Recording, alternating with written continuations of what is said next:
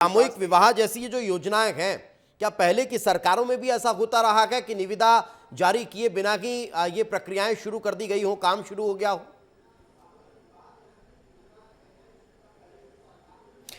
नहीं, देखिए दीपेश जी, अभी जो वात्सल्य मूर्ति जी ने कहा, अगर मेरी आवाज जा रही होगी उन तक, तो वात्सल्य मूर्ति जी इस चीज का जवाब देंगे कि शॉर्ट टेंडर क्यों होता है। क्या अचानक शादी की प्रक्रिया शुरू की गई?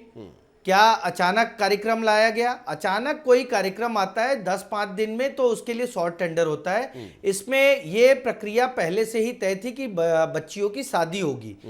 उस प्रक्रिया में टेंडर की जो प्रक्रिया होती है उसका पूरी तरह पालन नहीं किया गया। कांग्रेस जो आरोप लगा रही है कि जो 5 तारीख को बाकी जो कंपनियां हैं उनको आना चाहिए था, लेकिन अचानक कैंसिल कर दिया गया। विवाद होता है और उसको कैंसिल कर देते हैं, तो वात्सल्य जी उसका भी जवाब दे दें। इसके साथ तीसरा सवाल ये है वात्सल्य जी कि क्या आपको लगता है पीडब्ल्यूडी रेट कॉन्ट्रैक्ट करता है, न कि इंपैनलमेंट करता है? तो उस रेट कॉन्ट्रैक्ट में जिन कंपनियों ने रेट दिया उनमें से एक कंपनी को आप जो है टेंडर दे देते हैं, उनको काम दे देते हैं। आज भी एक ऑर्डर निकला, आपके पास होगा शायद वो।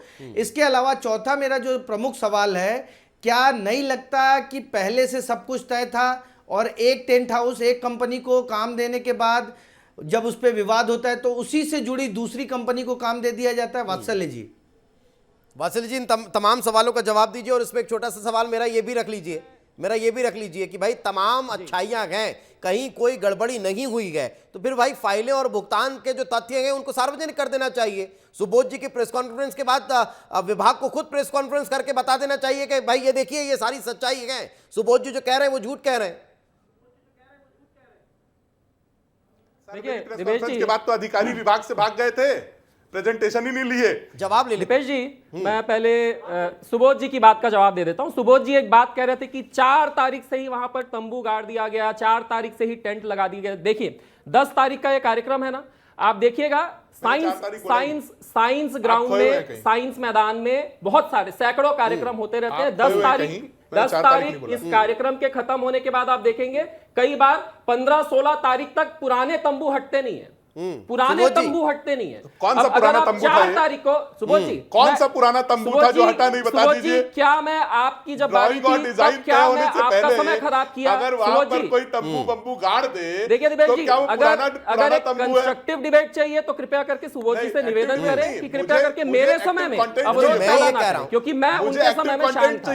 दस्तावेज दिखा दीजिए ना भाई, मैं तो ये कह रहा हूं कि भाई ये दस्तावेज है, ये दस्तावेज में ये लिखा हुआ है, ये बता रहे हैं कि भाई जितनी बात सुबोध जी कह रहे हैं वो तमाम झूठी बातें हैं। और अगर आप जो कह रहे हैं सुबोध जी वो उसके तथ्य जो हैं वो भी दिखा दीजिए, तो दोनों तथ्यों पर बात करते हैं ना, पेपर के आधार पर बात करते हैं।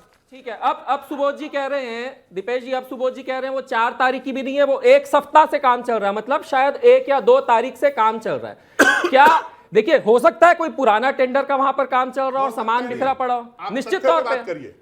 अरे भाई सैकड़ों कार्यक्रम होते हैं वहां पर। पहली बात, कौन सा कार्यक्रम था? चलिए बताइए। सैकड़ों कार्यक्रम, चलिए बताइए, उसके पहले कौन सा कार्यक्रम था जिसका वहां काम चल रहा था? आप पूरे साल की लिस्ट निकाल लीजिए, सैकड़ों कार्यक्रम वहां पर बोलने के लिए आ गए चैनल में भाई, आप झूठ बोलने के लिए यहाँ पर आ गए। देखिए सुबोध जी, आपको जानकारी है वहां कोई कार्यक्रम चल रहा था? और अब मैं मृगेन जी की बात पर आता हूं, अब मैं मृगेन जी की बात पर आता हूं। अगर वहां पर कोई कार्यक्रम चल रहा होगा और पूर्व के कार्यक्रम का कोई अगर वो तंबू बंबू गड़ा होगा तो मैं माफी मांग लूंगा लिखित में लक्ष्मी राजवाड़े जी से और मुख्यमंत्री जी से। मुझे बताइए कौन से पूर्व कार्यक्रम था? झूठ बोलने के लिए आते हैं चैनल में भारतीय जनता पार्टी के लोग, भाई आप झूठ बोलने के लिए, जनता को गुमराह करने के लिए आप लोग आते हैं। ये कांग्रेस का पैतरा है, जब ये फंसने लगते हैं ना, झूठ क्यों बोल किसी रहे हो? को बोलने नहीं देते। मैं इतनी शांति से आपकी बात सुन रहा था, मैं इतनी शांति से आपकी बात, ठीक है ना, आप 2 मिनट फाइल नोटिंग सार्वजनिक कर दीजिए, आप थोड़ा फाइल नोटिंग सार्वजनिक कर देना चाहिए। वात्सल्य जी, आपकी बारी में फाइल नोटिंग सार्वजनिक कर देना चाहिए। सुबोध जी, आपको बात का जवाब चाहिए ना, फाइल नोटिंग सार्वजनिक कर देना चाहिए। ब्रगेन जी, अगर इस तरह की परिस्थितियां हैं तो क्यों ना वो फाइल नोटिंग सार्वजनिक कर देनी चाहिए, क्यों ना भुगतान और टेंडर की प्रक्रिया के बाद प्रेस कॉन्फ्रेंस करके बता देनी चाहिए कि भाई ये सारी सच्चाइयां हैं। ब्रगेन जी, नहीं बोलने दूंगा, झूठ नहीं बोलने दूंगा। आप मुझे बताइए। नहीं देखिए, बीजेपी ने कुछ दस्तावेज दिए हैं, लेकिन उससे भी एकदम साफ नहीं हो रहा है कि ये जो पूरी प्रक्रिया का पालन किया गया है उसमें पूरी पारदर्शिता बरती गई। आप टेंडर प्रक्रिया कर नहीं रहे हैं, टेंडर में जिन लोगों को आमंत्रित किया जा रहा है, बुलाया जा रहा है, उनकी बात नहीं सुन रहे, उनका प्रेजेंटेशन नहीं देख रहे हैं, उसके बाद बचता क्या है?